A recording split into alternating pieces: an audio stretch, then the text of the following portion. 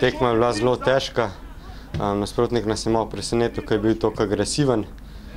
Tako da malo slabš, pač igra ni bila glih najboljša, ampak smo se ustvarili zelo veliko šans in na koncu dali tudi to golo.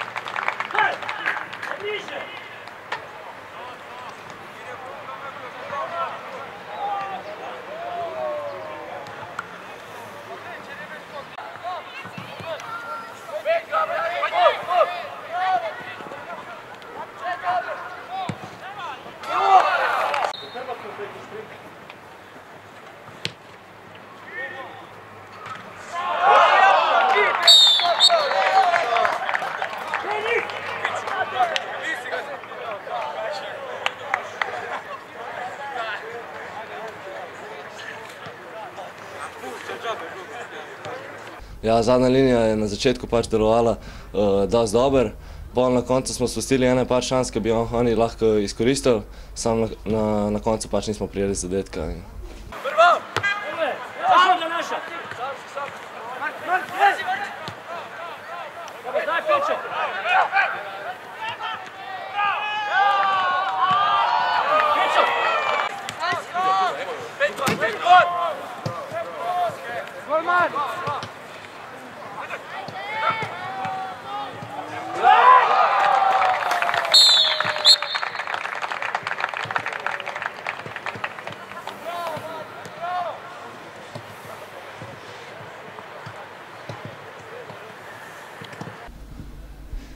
Lahko rečem, da se nas danes v bistvu Rudar Velenje malo presenetilo na začetku tekme. Igrali so zelo agresivno, kombinatorno.